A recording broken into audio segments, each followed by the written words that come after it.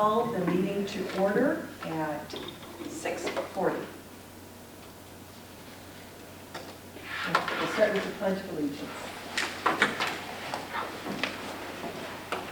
I pledge allegiance to the flag of the United States of America and to the republic for which it stands, one nation, under God, indivisible, with liberty and justice for all. If you want to do the roll call, Julie? Jan Gaffney. Here. Yay!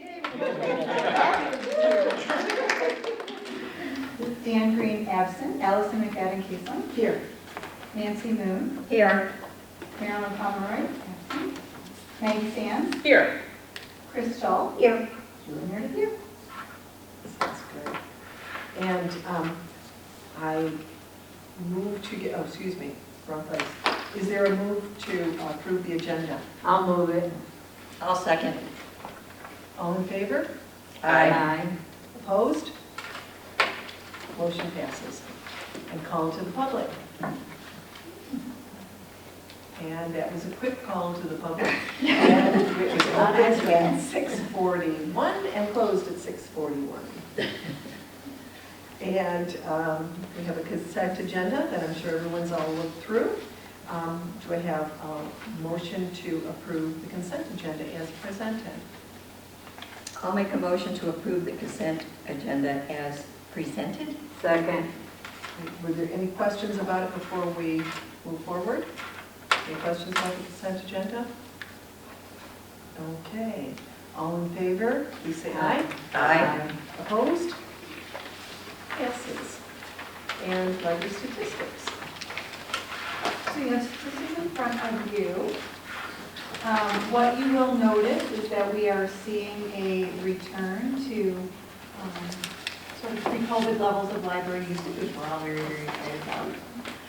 Is there anything special you'd like to point out, Ms. Coleman? I'd just like to point out that we are still seeing an increase in downloads month to month over the last year. So I mean, it was not as big of an up as we'd seen in the past, but still a 16% increase in downloads over August from 2021 is, I think, an improvement. I thought that was really cool. That is interesting. I thought it would have gone level No, off. people still like the downloads. Yeah. They still like those downloads. Yeah. Thank you. And maybe we're seeing some increase in that from our e-collection Yeah. project The that, project that we did over the year where we've been giving away equipped stuff for people joining our various yep, e-collections. yep, sponsored by the David Elliott Grant. Thank you. Okay, and the library director's report to you. Okay, so in terms of the general update, on Friday, October 7th, the library was closed for staff training day. We started the day with a session on conflict management that taught employees how to de-escalate tense situations and set boundaries, as well as some basic self-defense. We followed this with some cross-departmental team building activities that allowed staff to get to know coworkers that they don't usually get to work with. In the afternoon, we had a training on Clifton strengths. Each employee took an assessment that places each of 34 traits in rank order for that individual. Focusing on each person's top 5 strengths, this training strives to create a positive organizational culture by teaching staff how to literally play to their own strengths and look to their coworkers for support in areas that are outside of their top 5. While we have not finished compiling the evaluations data for the day, the initial feedback from staff has been very positive. In terms of next item, the Library Network, also known as TLN, is the cooperative organization in which our library belongs. TLN is regional and includes nearly 60 libraries, primarily in Wayne and Oakland counties. Based in Novi, TLN is the hub of our interlibrary loan delivery, as well as the organization that we use to access discounted group rates on a variety of services, such as database subscriptions and broadband internet access. This organization is governed by a board and incorporates a steering committee to advise the board, made up of a director of a member library to represent each library class size 1 through 6. I have been asked to be the representative of the class 5 libraries for a 3-year term beginning in November. These will be monthly Zoom meetings to review TLN projects and services and assist in gathering input and feedback from other member libraries in order to report that to the TLN board. That's terrific. Next item, the Library of Michigan is offering a public library financial management cohort subsidized by the Institute for Museum and Library Services, known as the IMLS, and taught by a professor from the University of Georgia's Carl Vinson Institute of Government. This is a grant that will provide a year-long training culminating in a public library financial management certificate for up to 30 public library directors and budget administrators. Classes will focus on governmental financial accounting and policy development. While I have been a director for 16 years, I am always looking for best practices when it comes to libraries' finances. I applied to be part of this cohort explaining this reasoning and have been awarded the opportunity to be one of the 30 participants. I look forward to spend the coming years streamlining the library's finances and strengthening the library's financial policies. And it doesn't cost the library anything other than my time. One of the large projects that we had hoped to accomplish in 2020 that was set aside due to the pandemic was a full building generator. The first step in that process is assessing what is needed. After talking to other libraries and governmental entities and a local electrician, it is clear that the first step is to hire an electrical engineer as a consultant to assess the needs and draw up a plan to use as part of the RFPs. To this end, I am currently looking for a firm that has electrical engineers experienced in this type of project. So I will keep you updated on that. Last month, our teen services librarian took a job that allowed her to move closer to her family. With the library board's approval, we posted the position and are in the process of reviewing candidates. The first interview process has taken place, and we have narrowed the field to our top choices. Next week, we will conduct second interviews. The hiring of a full-time employee requires appointment by the library board. Unfortunately, we are not ready to make a recommendation at this time. We anticipate being ready prior to the next library board meeting. This is an important role to fill, and to maintain proper staffing levels, we don't want to leave this position vacant too long. We may be requesting that the board hold a special meeting to allow us to present our recommended candidate for appointment. Would be a very short meeting probably, but an important one. The Youth Department's Fall Festival event took place on Thursday, September 22nd, and was a huge success. It is estimated that we hosted between 450 and 500 people. There were a variety of fun, family-friendly outdoor activities, and the draw of this event also increased attendance at the book sale, which often has less traffic on Thursdays, so that was a success as well. And then last but not least, I'm glad I put this on here because Laura's not here to talk about Friends tonight.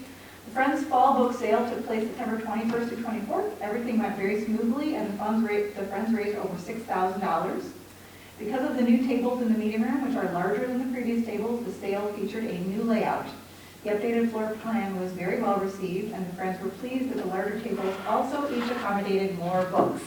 Oh, yay. It was a great sale. It was a great sale. It was a great sale. It went very, very well. Any questions about any of those items? Well, I'm pleased to hear that you've got 2 committees, one starting in November and one going to school. Yep, and one going to school, yep. And I was going to comment on those same things that plays right into what we asked you to do the last time we did evaluations, and we wanted you to get more of a role in statewide activities. So great. I'm excited about it. Yeah, I am too. I'm very excited about both of those opportunities. Thank you. Okay, on to regular business. We're going to discuss the summer reading program presentation we'll discuss. And Thank we you. have Stacia Serafin and Jamie Claus from our children's department. I like doing it in pipes, so that's enthusiasm. We're kind of our backs are to you, so I think we might angle ourselves, just so you know. Here, do you want to? You can push back to me because I get to see all the time, so. Unmute it. Unmute switch. Billy, I want to mute switches. There it is. Oh, All right, maybe. no, I see it. I gotta get my nails too long. The red We've one. had it before. No, this was Julie Rodney. Oh, he switched that. There, that's the stuff. There you go. There you go. All right, so we made a presentation about our summer reading this year. Our theme was Oceans of Possibilities, and you might have noticed that the youth area was decorated to match that theme. This is the first year we've done that, and that was very well received. And you might even see that there's still the octopus out there. He's just disguised as a spider now.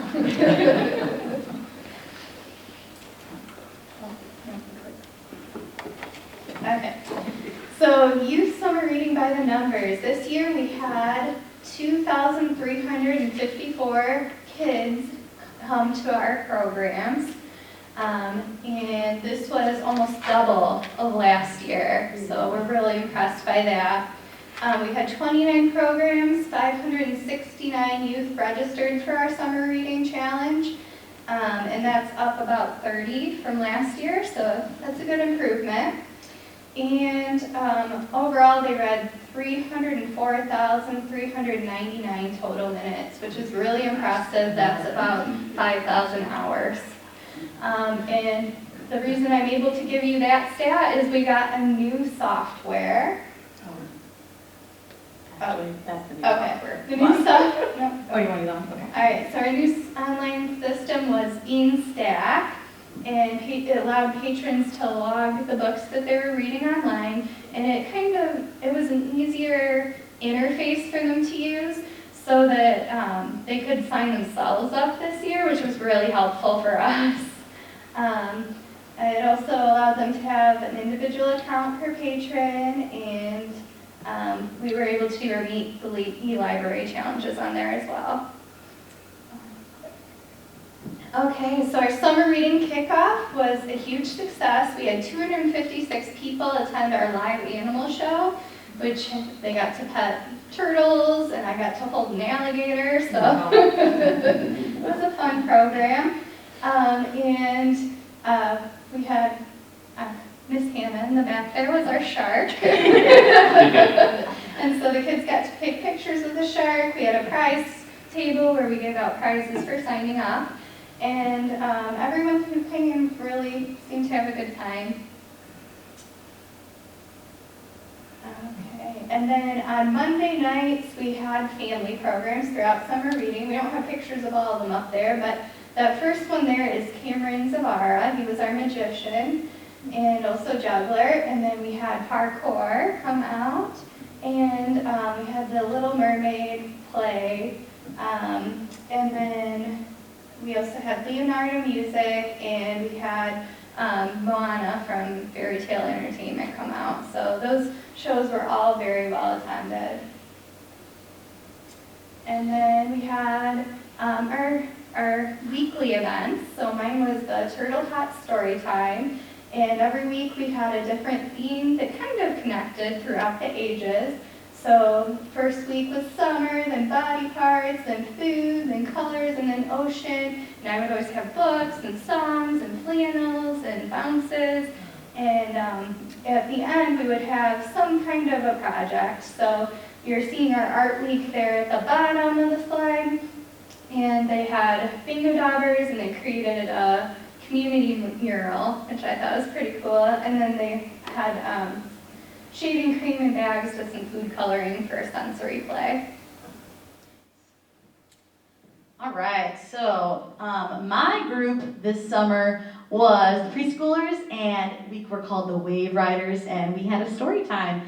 And from preschool through the older kids up through the 5th graders, we all had weekly themes, like Janie said, which was foods, ocean, science, art, and an active week. So these are just some of the pictures. Actually, most of them Hannah showed. Classic, thank you so much. Hannah helped me with this a lot this summer. But over here on the left, that's our food theme. We made a graham cracker oceanscape. Very sugary, everyone loved it. We had stickers that I like to give out to the kids, and I also play ukulele during story time. There's not a picture of that, but that was like our base and beginning was story time. And then was the craft was afterwards. So up here we did salt and watercolor art. Down here we had recycled CDs that they got to make sharks out of. And I believe down here is just the same with salt. And then that little boy is just really cute. I really like that boy in the middle. So next we have Stephanie M's Dynamic Dolphins. And this was for kindergarten through 2nd grade. And again, the themes were all the same. So she had a walk the plank active program outside. Her food week was based off of the book by Aaron Blavey called Piranhas Don't Eat Bananas. So they did a lot of different food and fruit themed activities. She had a rainbow fish art, and then she had an indoor day at the beach where she had a lot of different normal outdoor games that she brought inside. And then finally, we had, for the 3rd through 5th graders, we had the Aquatic Avengers, and this one was hosted by Molly. And again, same themes: food, active science, art, ocean. So one week she had the Detroit Hands-On Museum, Hands-On Museum come, Detroit Science Museum, sorry. And they did a really cool project with the kids. For her food week, she called it Shark Bites. They did lawn games. For art week, they did shadow boxes. And then for the sciencey week, they did sea slime. All right, so that was all the younger kids. So now we're going to move on to the teen portion of the summer reading. And again, this is our stats slide. So we in total had 52 program attendees. We had 239 teens registered for summer reading, and last year the number was 181. And then in total, we had 266,217 minutes read, which is a total of approximately 4,000 hours read by the teens, which I think is pretty cool. So every Tuesday was Teen Tuesday, and all of this was hosted by Elena. And we didn't have a ton of pictures, but she had an interactive Jaws movie, which essentially is where she created a script, and every time there was something happened, the script told the kids something to do. So like if the shark was like chomped, then they all had to yell or throw something in the air. Like it was an interactive script, which was really fun. They had a Nailed It competition, which was a cooking competition. We had the Orient Art Center come out, and they had a painting program. They made mini aquariums. These two, this picture and then the one right down the left, was Pirate Clue. So she made a clue board in this room, but made it pirate themed. And then some Saturdays we had outdoor yoga, and that was for a lot of different ages. We had teen one, and then we had a little kid one. But Brittany from Baby Yoga came, and she did yoga for everybody. Okay, so Party in the Park was our midway party, and it was created by the youth department as well as Sissy Phillips, and this was super, super fun. Like I said, it was our midway party. We offered free ice cream, free balloon animals, that's him right down there in the corner. We had games galore, and we offered a free day at the Clinton Woods Spray Park. And we had approximately 500 patrons come out, and it was crazy. It was a big, big day. It was a hot day, but it was a fun day. All right, and then finally we had our grand finale. So during the finale, the youth and adult departments came together to host one really awesome party. Outside of the library, there were games with piñatas. That's what he's holding right there, his little fish piñata. We had a taco food truck, and we also had our sponsors, which were Bowman and Vibe, and they had a table all the way over there. There's a picture of her from Bowman. And then inside of the library was a makerspace fair with different stations showing our patrons what the library had to offer. So for example, in here we had a button making lab that was hosted by Stephanie B. We had our 3D printer out, hosted by Bill. And we also had our Glow Forge, which is basically our wood burner. And Jacob, who is no longer working here, but he created magnets for everybody. Then some of them said, like, I love CIDL. And those are really fun. And so everybody got to see a little piece of the library that they might not often see if they're just coming to one department. And also on that day, we announced all of the prizes for the adults and for the kids, which we're going to talk about next, I think. Oh, just kidding. We're going to talk about that in a second. Video. Do you want to do the video first or not? So I think I talked about Neighborhood of Stories a little bit last year, but in case you missed that or need a refresher, this year we actually have a video that was put together all about Neighborhood of Stories. Hold on 1 second, everyone.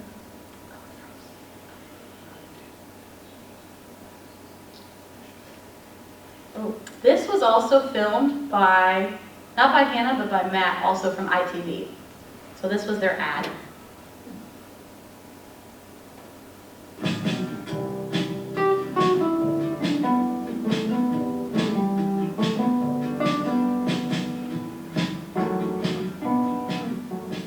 The Neighborhood of Stories is a collaboration of story time between the Lake Orion Public Library and the Clarkston Independence District Library.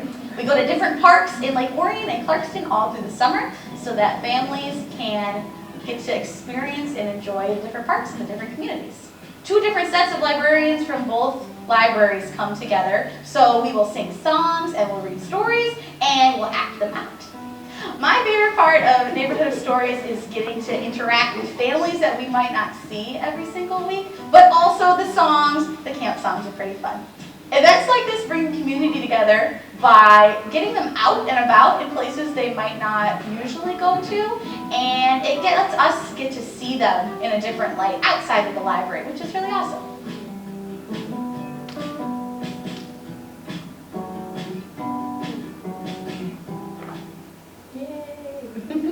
So as you can see, that was a really fun event for all involved. And in the past, we've had around 40 people come to each one. This year, we had over 75 people come to every single one, and some of them were over 100. So it's really grown in the past year. I want to go a little bit into some of our challenges. We had 20 challenges for the kids to complete, and one of them was for them to submit a joke to our email address. And so here are some of the jokes. One of my favorite ones is there in the middle. What is the librarian's favorite food? Shh, kebab. So they sent over some good ones. And then another challenge was for them to send us a poem about water, since water had to do with our theme. And so I was just really impressed with some of the poems that came back. You can see some of the pictures they drew there. And I really love that one up in the corner. The waves are flowing, the waves crash against the shore, the waves whispering. And then also the water poem by Melody was really cute. Oceans, they're buckets full of peace, and they fill the earth with wonders, happiness, and joy. Oceans are happy to be with you. Don't you just feel like you just got a hug?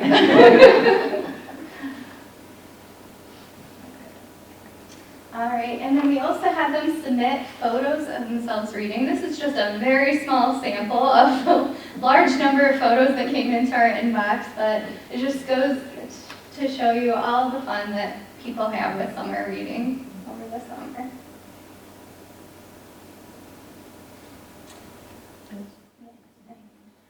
Okay, I'm going to talk about prizes real quick. So, most summers we do have prize baskets, which are the really awesome baskets that are filled with really cool prizes that everybody wants. This year we also wanted to offer more prizes because not everybody always got a prize, and we didn't really feel like that was fair because everybody should get something for participating. So this summer we also offered gift cards. So in total we had 24 big prize baskets, and that's what over there in this corner she's holding one of the Lego baskets.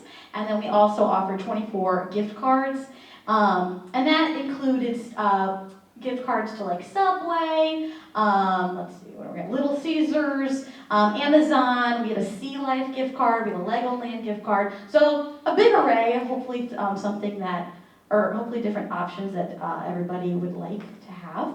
And then we also offered, excuse me, small prizes for little babies, so 0 to pre-K. And a lot of these were just a little, either they could have bath toys, we had a Pete the Cat squishy journal, we had mermaid pens and shark tooth necklaces and keychains and just a bunch of little fun stuff, bouncy balls, and things that they could feel like they really earned after they read, a little picture book with mom or dad. And that's some of the feedback that we got from a survey we sent out last year after summer reading, was that the younger kids, they don't understand the concept of a raffle.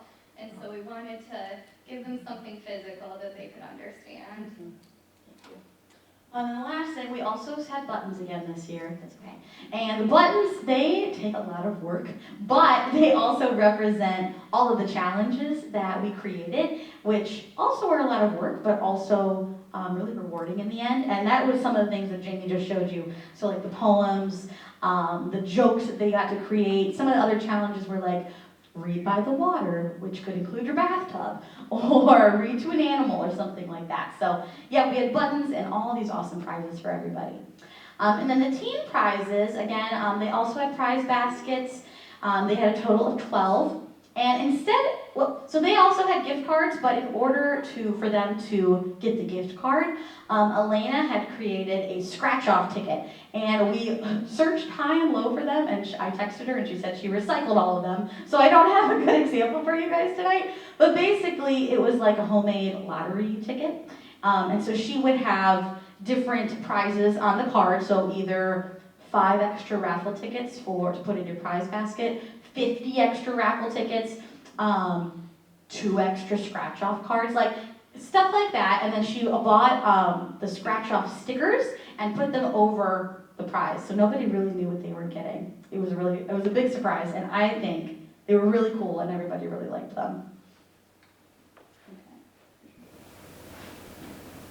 So every year we get a good response from the community. We get a lot of verbal praise, but this year we also got some email praise as well. So I just wanted to share some of that with you guys. And my favorite was that top comment.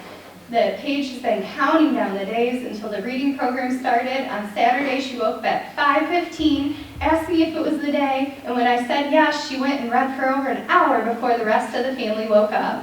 Thanks for putting on another great event and helping encourage kids to read over the summer. So our patrons are noticing what we're doing and they're supporting us in it. And then lastly, we just want to say thank you to everyone. Thank you to all of you for supporting us. We couldn't do all that we do without your support.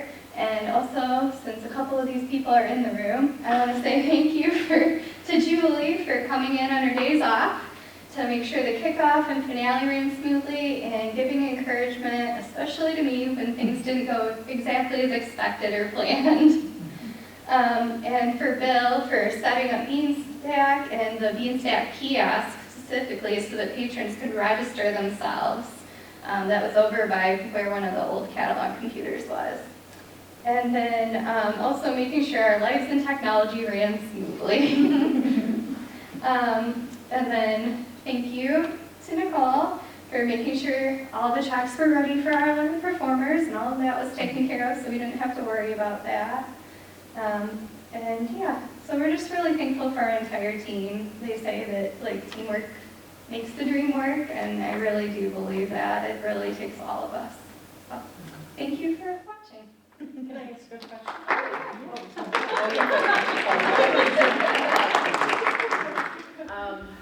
What's the difference between a registered and an attendee? Is that someone who comes to the program versus registering for the reading program?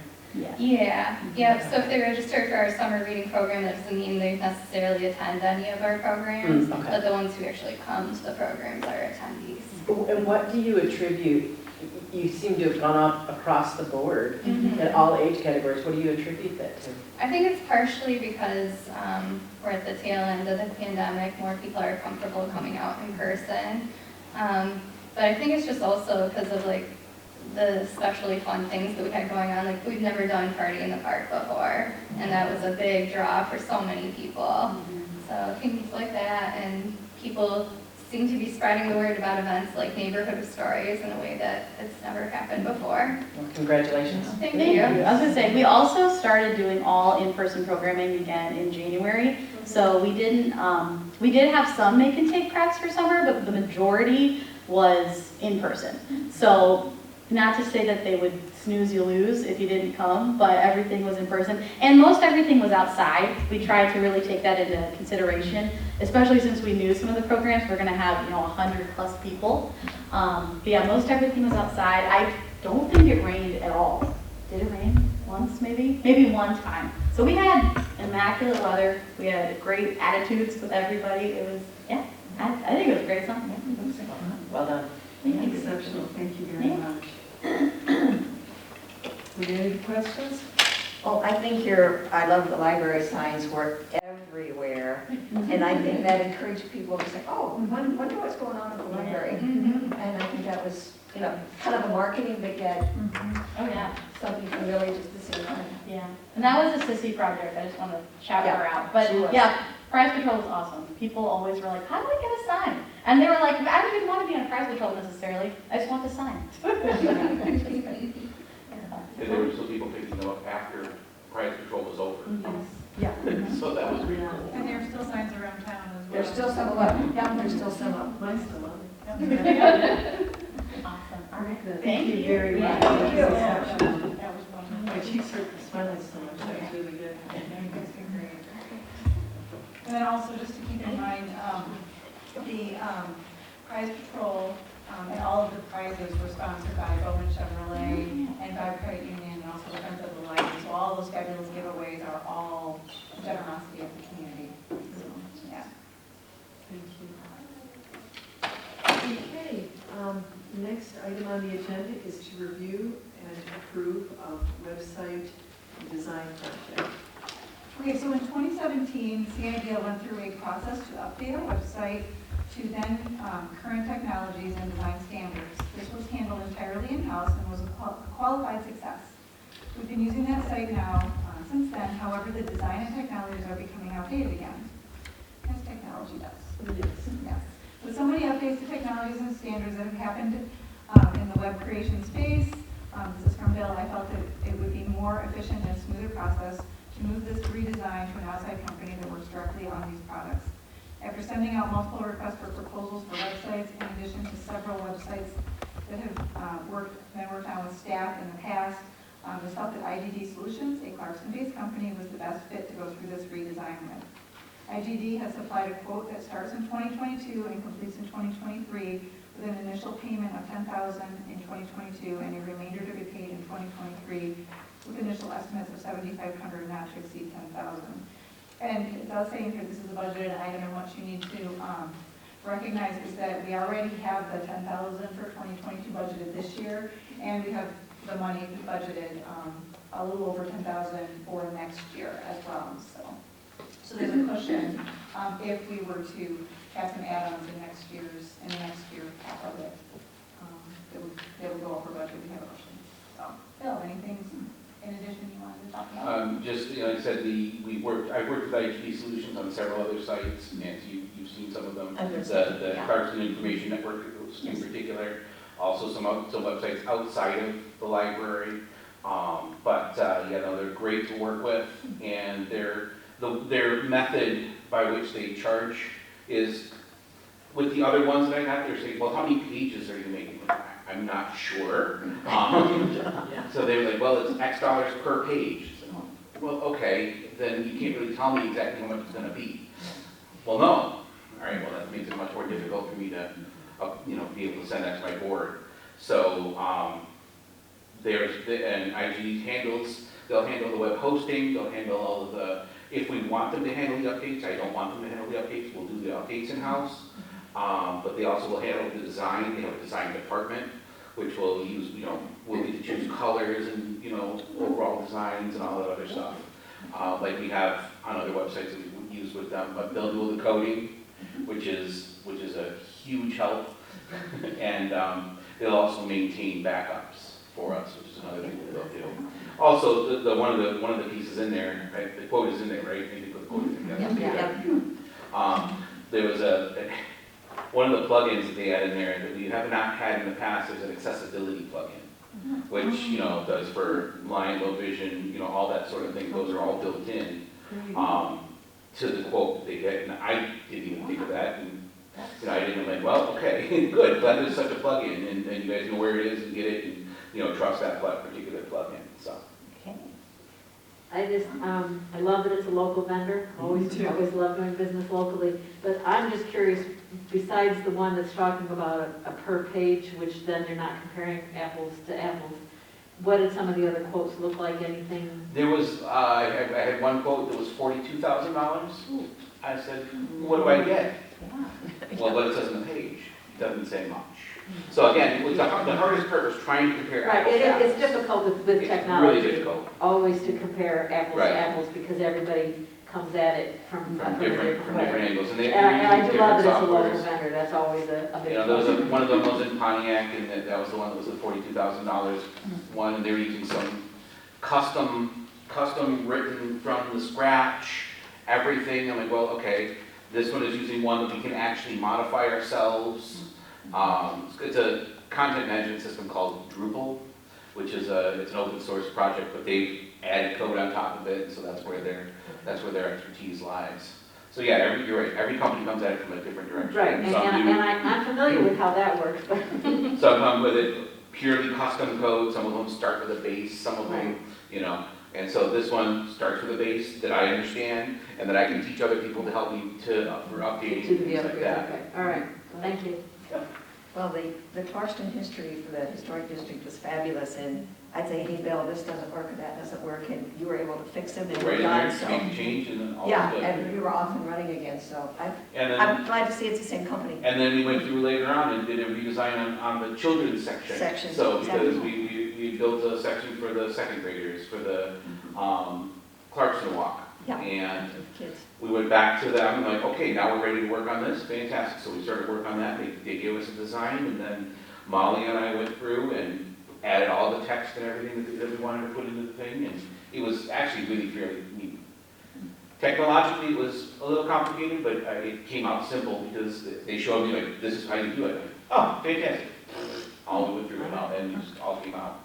So, One of the things that was really positive about working with IGD when it came to the historic district website was that, as Bill pointed out, every company that we talked to wanted to do a page by page. And for those of you who looked at that historic district website, essentially what they were trying to tell us was that each house was a page. And what I was trying to explain to them as a librarian is that we wanted a database of the houses.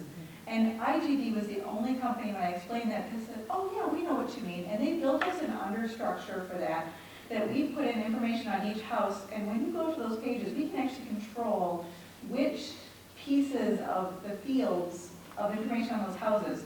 So there's only one place in the entire database where we have all the information on each house. When you go to the youth page, it knows to take the field that is the title and the photo and the basic description. And when you go to the adult page, it knows to take the title and the photo and the basic description and all of the history of who owned the property, but that's all in one place, which means if we discover an error on the website, we go in, change it once, and it changes it on every single page that it's on.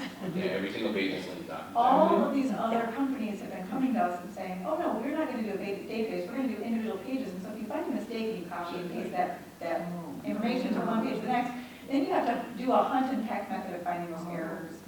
IGD is using a much more strategic way of creating these websites that these other companies are just not presenting as an option. Yeah, it's a nightmare when you go to those, like I said, the custom built websites, and you basically have to exactly search the code every time you need to make a change, like how many pages is it on? You know, literally, right? You change it in the back-end database, anytime that page is linked, doesn't matter where, boom, boom, boom, it's all up to date immediately. Yeah. We tested it a lot. Yes, we've tested that a lot, right? Yes. We've made many, because we found many little tiny errors here and there. Little things. Just little tiny errors from the original site, because we basically imported almost the entire old site, which was an earlier site that and IT was like, sure, we can do that. And they brought it all in, and we just had to go back through and tweak things here and there, so it was great. Nice job.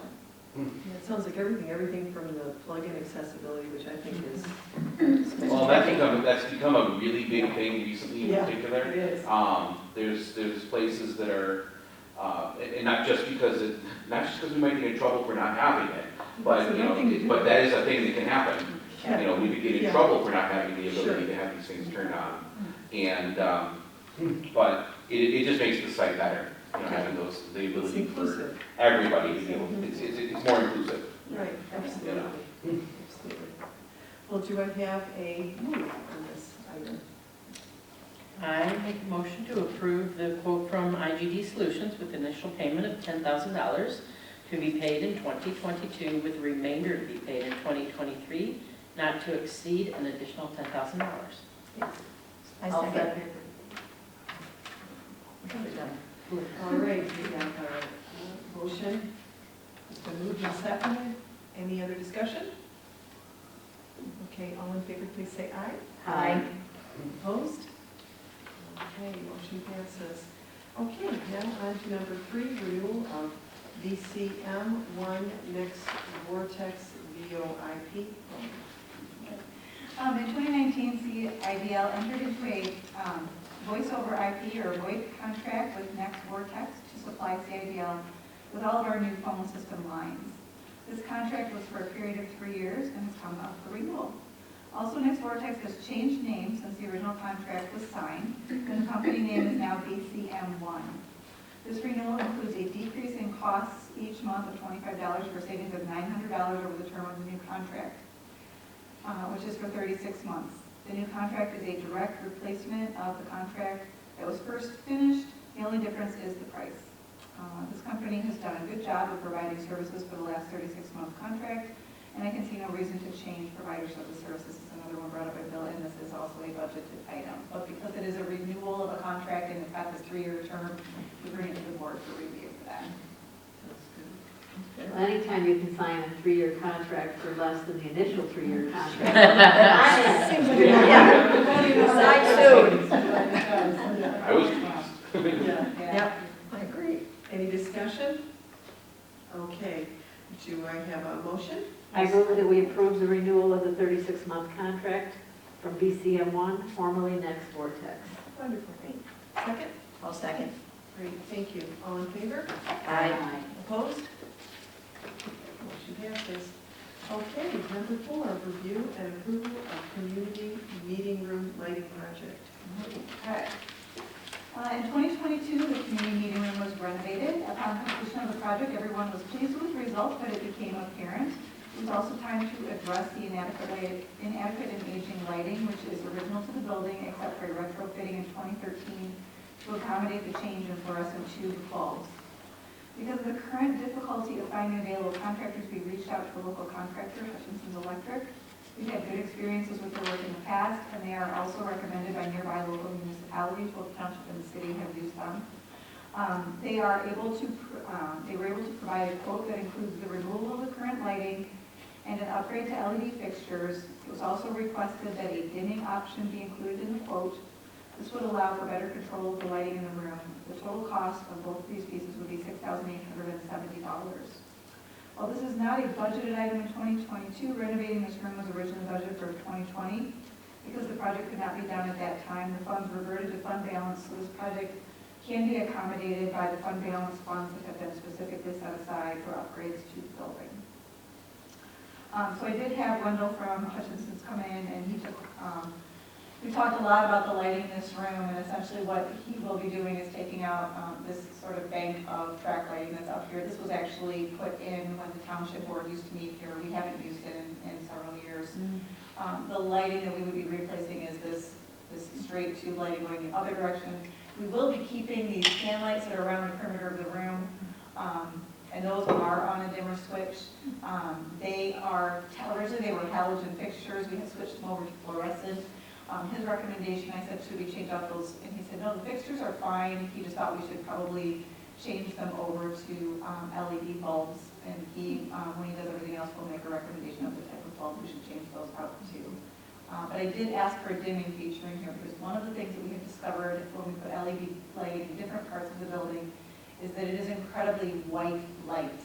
And it is a little bit disconcerting to people. It feels very, very hospital-like or very industrial when it's very, very bright. And so we put LED lighting at our circulation desk. We had a lot of complaints from the staff. And after bringing in a lighting consultant to help us, who didn't really have any, changed out the bulbs and whatever, didn't give us a lot of good suggestions, whatever. I talked to an electrician, and the electrician's like, well, why don't you just put in a dimmer switch? I'm like, can you do that?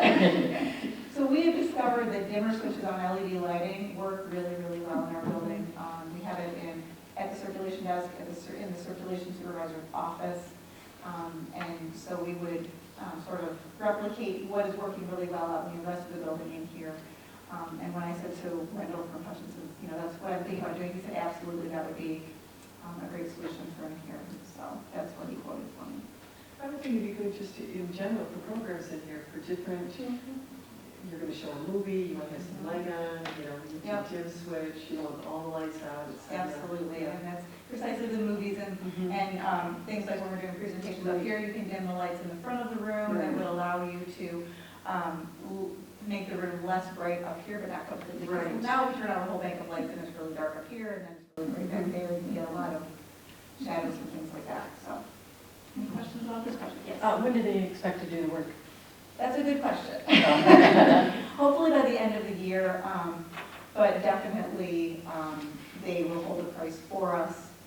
If it were to slide, he doesn't think it would slide into next year, but if it did slide into next year, what I would do is just come back to the board and ask to move that money into the new budget year. Okay. So, but his goal is to get it done before the end of the year. Okay. So, excellent question. Well, I was one of the people that complained about the lighting, so I think it's wonderful. You like that dimmer switch idea? I love that dimmer switch idea. Good. Okay, do I have a motion on this item? I move that we approve the quote from Hutchinson's Electric to replace the lighting in the community meeting room, including the dimming option, and approve a budget adjustment of $68.70 from fund balance $975, which is the building. I'll second. All right, we have a motion, it's been moved and seconded. Any other discussion? All right, all in favor, please say aye. Aye. Opposed? Passes, thank you. Thank you very much. And now on to number 5, review and approval of HAP renewal. Okay. Each year at this time, we receive the renewal for the health insurance plan that covers the full-time library employees. Unfortunately, this always occurs after the budget process must be complete, so estimating this variable in the budget is always complicated. The current plan is half 1,200 gold PPO. Last year, the premium for the renewal of this plan was reduced by 4.64%, but this year there will be an increase, and because it is an age-rated plan, the premiums will also go up with the aging of the participants. The increase will be 12.10%. The estimated additional cost for the year will be $9,365.76. As discussed during the budget approval process, it is standard for libraries to dedicate between 50 to 65% of the total budget towards staffing. As the 2023 budget is currently written, 60.07% of the total budget will go towards staffing. If the board renews the HAP plan, this increase would change that percentage to 60.49%.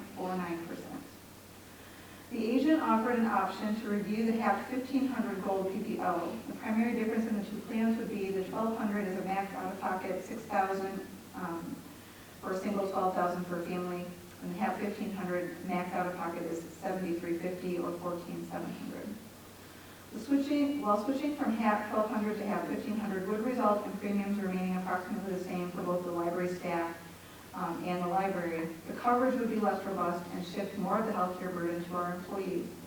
At a time when we are competing with other libraries and in some cases other industries for our employees, reducing the healthcare coverage that we offer would be unwise.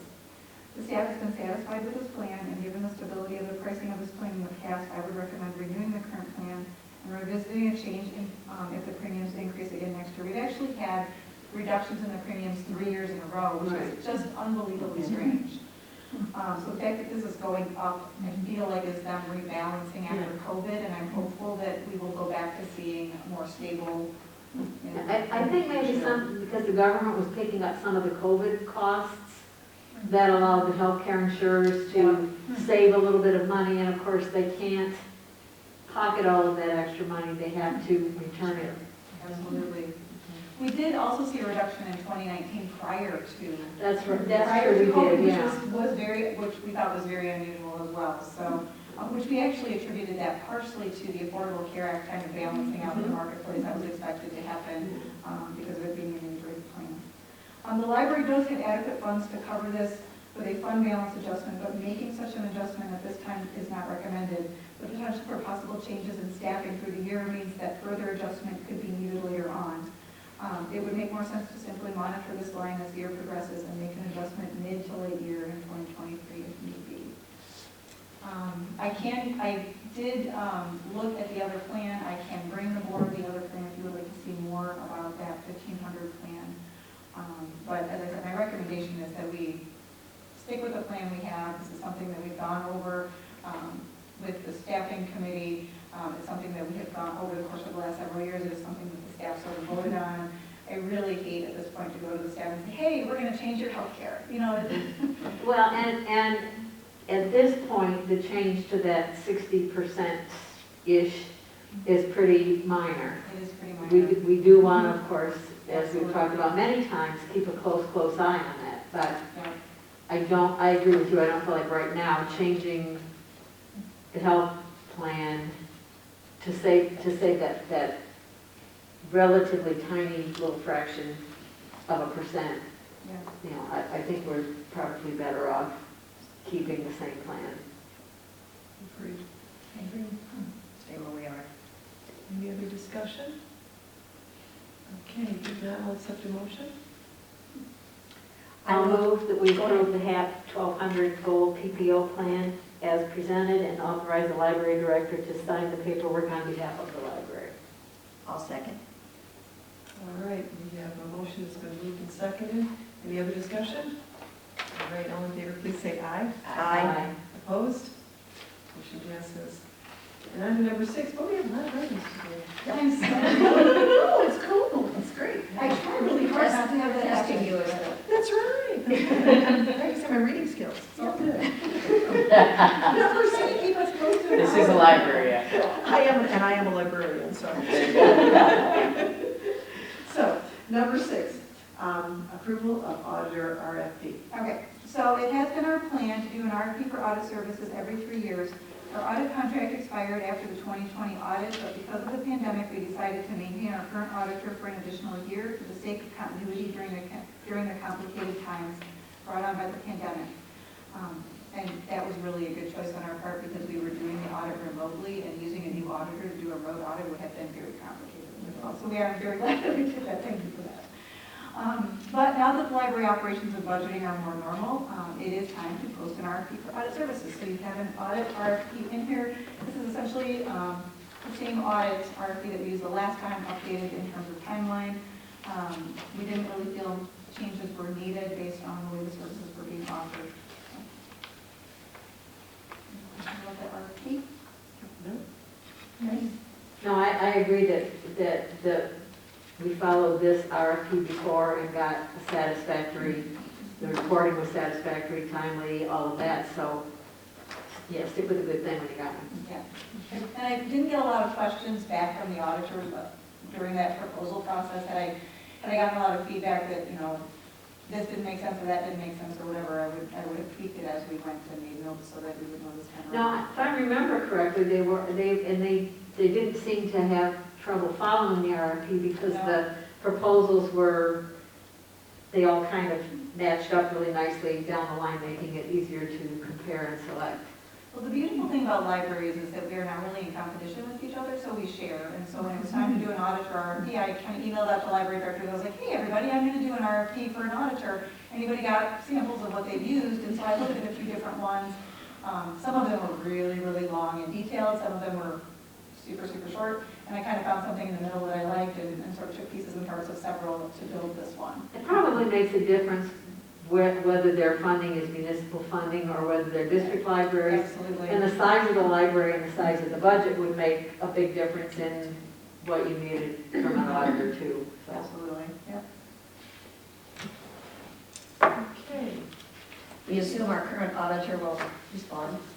Oh, I'm sure, yep. And we've really had a good experience with them. They've been very economical and the auditor they have signed us the last 2 years, we have really, really liked. I think Nicole can attest to the fact that, Ian has been great. Is this the one that when we first signed them, we were kind of concerned because of, Yes.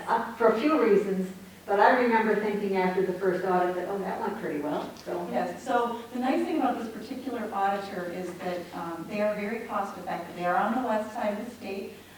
They do almost exclusively libraries. They do little bitty libraries, and they do lots and lots of them. And so when we hired them, we were going to be one of their biggest clients, and that was our hesitation. But they wanted the opportunity to prove that they could handle bigger clients. And so we took a little bit of a chance, and we did have a stipulation in the contract that said if after the first year it didn't go well, that we could pull out. But they were significantly less expensive than many of the other auditors that we heard from. Which from a purchasing standpoint is scary. It's When very you get one scary. that's really a lowball, you think, okay, well, did they really read that RFP? Or- But I had gotten many recommendations from other libraries saying, we've been using them for years, we love them, they're fantastic, they're great. You know, and they were little libraries, but they were libraries that I trust, the directors that I know, that I knew had good financial management of their libraries, despite the fact that they were small, but that they were doing all of those important managerial and financial things that they needed to be doing, so. And they explain things clearly.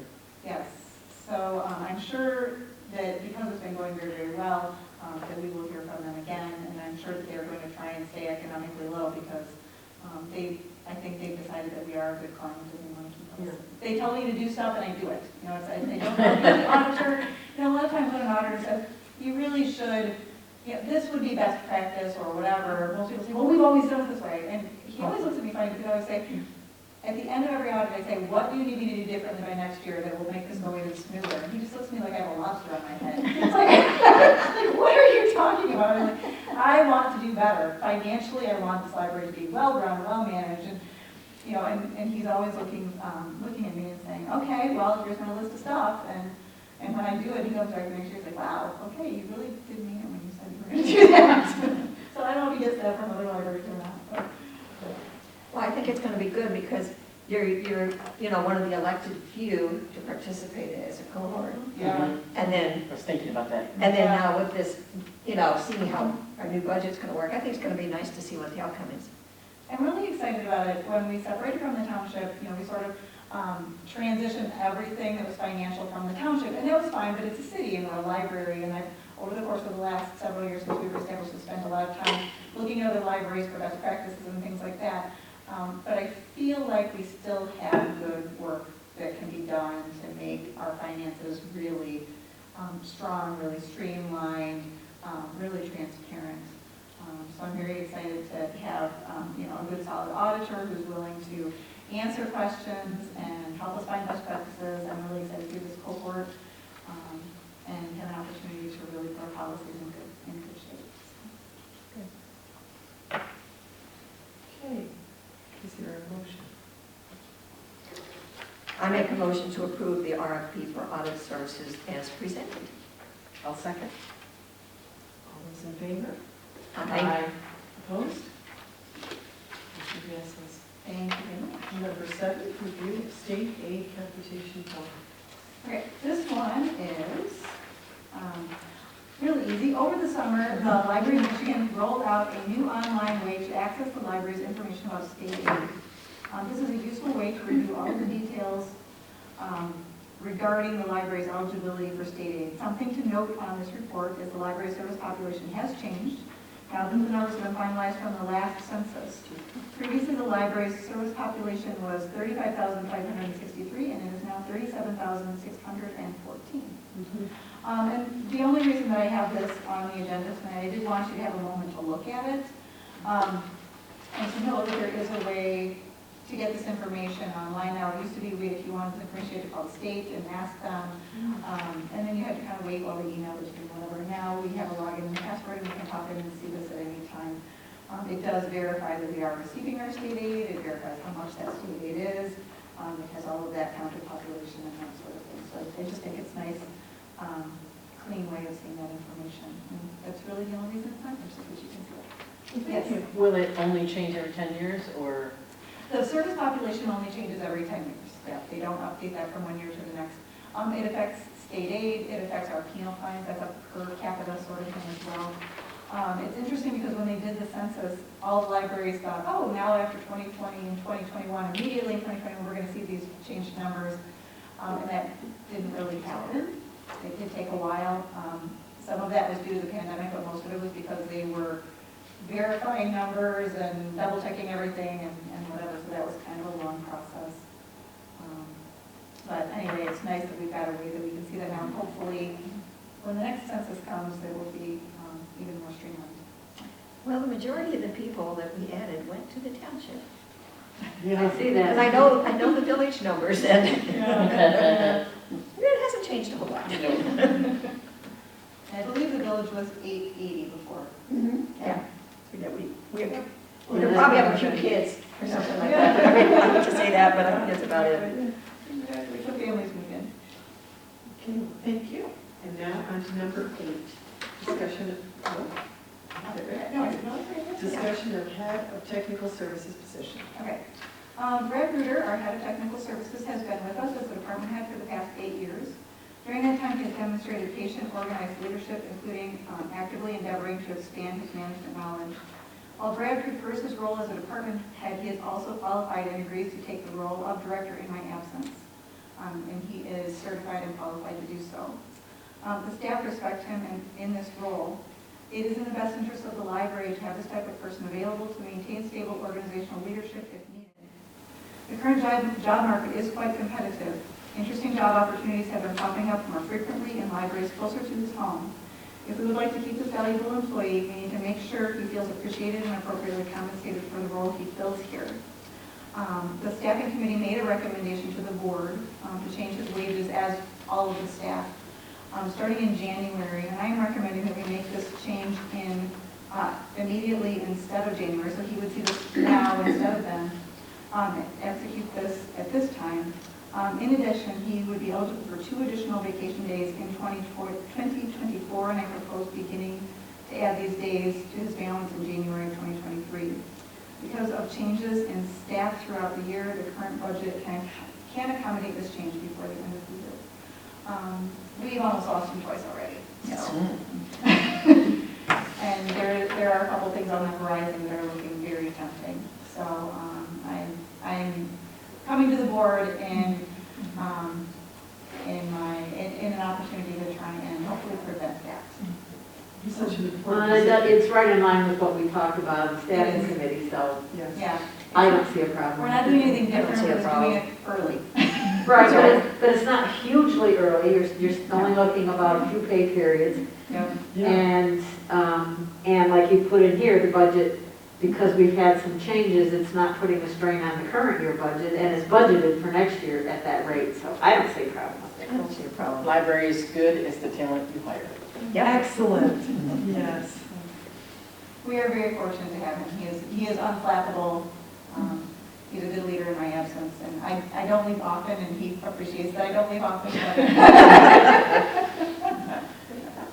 But I appreciate that I know that if I am going to take some time off, and I had surgery last year, he just kept things running nice and smooth for me. So. Is there a motion? Sure. I move that we approve a salary of $70,000 for the head of technical services position to take effect during the next pay period instead of January 2023, and approve the adjustment to 17 vacation days to begin in January of 2023. A second. Okay, we have a motion. It's been moved and seconded. Any other discussion? All right, all in favor, please say aye. Aye. Opposed? Motion passes. Thank you, and I'm sure Brad will as well. You better not leave. Sounds threatening coming Yeah. from you. It does sound kind of scary. Well, lock him in his room. Okay, number 9, discussion of the library board appointment process for 2023-25. Okay. So the governing board of Parks and Independence District Library consists of 7 trustees, 5 appointed by the board of Independence Township and 2 appointed by the council of the city of Parkston. These are 3-year terms. The current term expires on December 31st of 2022. The next term will begin on January 1st of 2023, and it goes till December 31st of 2025. The first step in the process is to determine which current board members would like to apply to be reappointed. We will check with the township and the city to see if there are any applications for library board members on file, and also post for additional candidates if there are openings. The township board and the city council have always asked the library board to review the pool of candidates and provide their input. Therefore, at the next regular meeting, the library board will review all interested candidates and vote to recommend appointees to both the township board, to be recommended by the township board and the city council. Then we will provide the recommendation to those governing bodies so that they can make their appointments prior to the end of 2022. So essentially what I will need from you, I will have for any of you who would like to be reappointed, I'm hopeful that all of you would like to be reappointed, but I understand if anybody does not want to. There is a form that you fill out that says, yes, I want to be reappointed.